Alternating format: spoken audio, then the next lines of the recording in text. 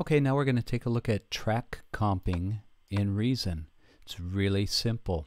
This is the same audio that I was working with before. This is my backing track, so I'll fold that up just so it's a little clearer. The MIDI track that I loaded the Thor onto and triggered the Thor from, but you'll notice there are no MIDI notes recorded because I recorded everything to this audio track as you saw in the previous demo. So I'll fold up the Thor. I would just want to make sure that we're really clearly seeing the audio tracks. I'm even going to make it a little bigger so we zoom in on it and see it really clearly. Okay, so right now it looks like just one audio track. I'll take off the record enable button. Let's listen to a little of it.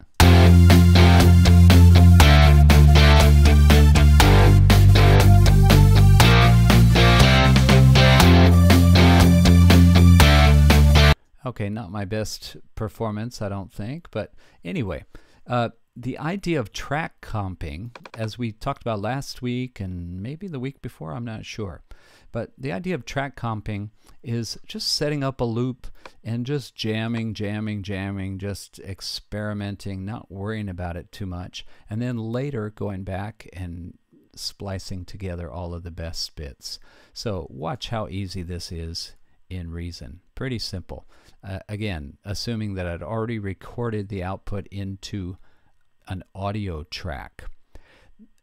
Before I do this comping, let me just remind you, if I had simply loop recorded Thor on this track here, the instrument track, what would happen is if I record right into this instrument track, this Thor instrument track, remember that what it actually would record is not the audio output, but the MIDI notes that I played. And just like Pro Tools that we looked at last week when we were doing this a similar experiment, what happens in Reason when you record multiple takes or loop record a MIDI track, what it does is it overdubs. So I would have recorded my first 16 bars of keyboard solo improvisation, and then as I went back, as the sequencer looped back to record a second time, it would add those notes to the existing note, and it wouldn't be exactly what I wanted. So I'll fold up that Thor track again, and again we're going to focus on this audio. We routed the audio output of Thor to a separate audio track, and that's what we loop recorded. So what I want to do to see all of my different takes is I just want to double click. I'm going to highlight this clip here. It's highlighted, got the dark block lines around it. If I double click, I'll open up all of those alternate takes. There they are. You can see I did a whole bunch of takes. I did a few while I was recording, then I went back and did a few more just so we'd have lots and lots of material to look at.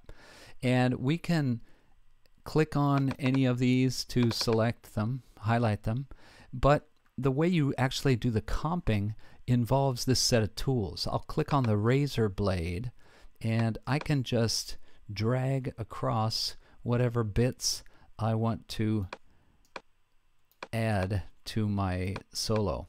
Okay, it's a little different from Pro Tools. Pro Tools, we selected the bits that we wanted, and then we had to press a button to promote them up to the comp track. In Reason, all you do is drag over the bit that you want, and it automatically promotes that bit up to the comp track, the compilation track.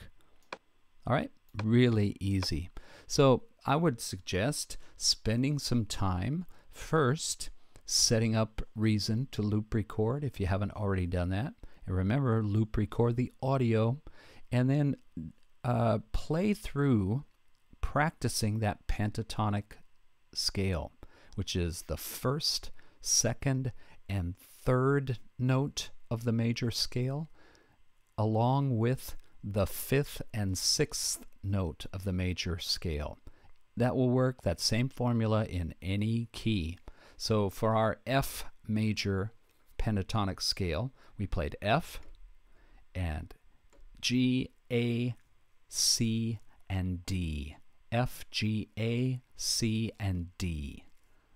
That's it. Have some fun practicing and some fun trying to put together a reasonably pleasing synthesizer solo over that F major pop chord progression.